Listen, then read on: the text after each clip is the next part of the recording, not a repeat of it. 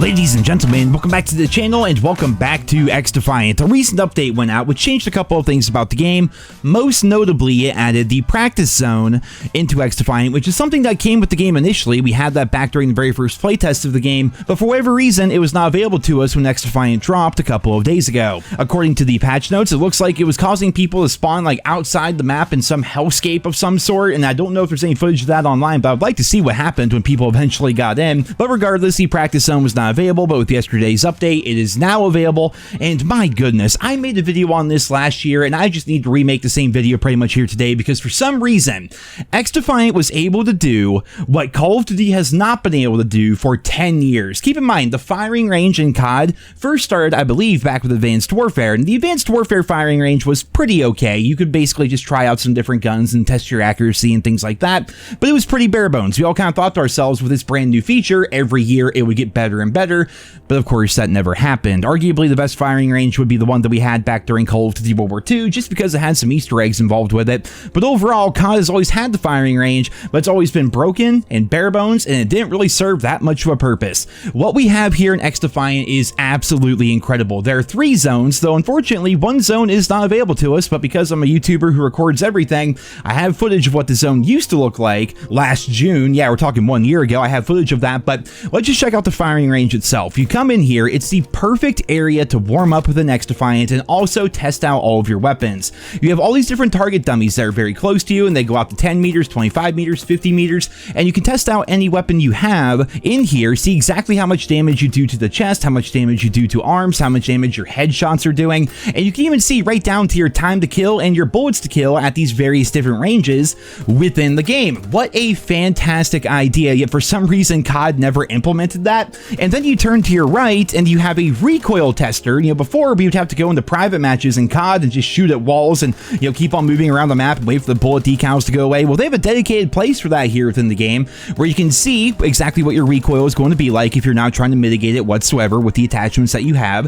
And then you can practice mitigating that recoil and have the recoil plots be right there, so you can really tune in your guns, try out your attachments, and see what works best for you. Now, unfortunately, within the practice zone, you only have access to the things that you already have unlocked. I think it would be nice if there was an option to unlock everything within the practice mode so you can try out different things. But regardless, if you just go in there and you check out your attachments, you put them all in your gun, you can then look at your detailed stats and see exactly how your attachments are benefiting your weapon down to the number. As you can see here with my P90, we look at my advanced stats and we're seeing that my ADS stability is 2% better, my ADS speed reduction is about 17 milliseconds faster, my recoil is 2% better, and my reload speed is 0.4 seconds faster. Like, having that information right there where you're swapping between all of your attachments is a good thing. Call of Duty definitely does advanced stats, and sometimes it's convoluted, and this is definitely not the most clean UI in the world, but it's definitely very beneficial when you're trying to figure out your guns and see exactly how things work. Like, for example, I learned from this that bullet penetration with light machine guns here in this game is not inherently better than assault rifles. I just assumed it would be better. That just seems like what light machine guns do in most shooter games.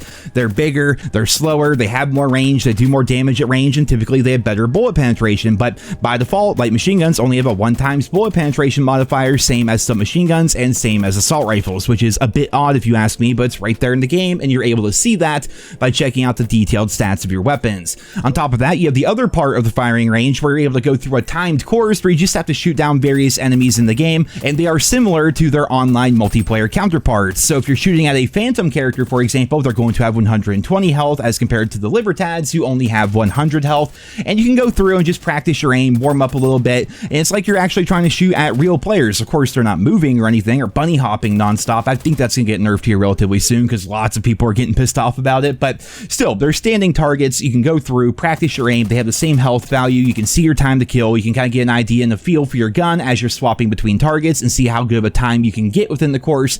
That's pretty damn cool. Then you run over here and we have what they call the assault course, which is basically just a place to kind of help you warm up as well. Honestly, it's not the craziest thing in the world. You run through, you mantle over a couple of things, you shoot through one wall, you slide under a couple of things, you try to take out all 18 targets and see how good your time is. It's not the craziest feature in the world, but it's nice to have that there, along with the damage testing range, the recoil testing range, as well as the pop-up dummy range.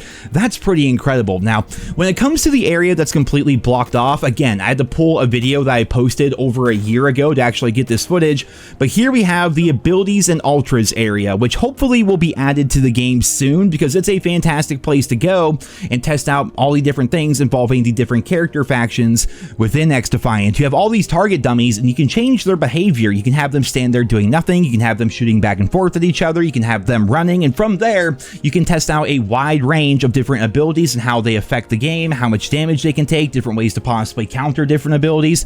It's a really cool feature, but again, when it came to XDefiant launching, apparently there was some issue where a bunch of crazy wonky stuff was happening here, so they had to disable it for right now, but hopefully within the next update or in the very near future, they will add this back so fans can go in, get their feet wet, warm up, try a couple of different abilities, and then take that knowledge and jump into the XDefiant online multiplayer. Again, it blows my mind that XDefiant just came out, free-to-play game, made by Ubisoft and everything, and they put out a better firing range here than COD has been able to do in 10 years. And this is like Call of Duty we're talking about here, man. Like every single year they sell like 20 million copies. Every single year they're bragging about breaking record sales and this, that, and the other, but they can't add a simple firing range despite the fact that COD Mobile has a really good firing range. Like, I don't understand how certain features in COD like that just don't ever get developed.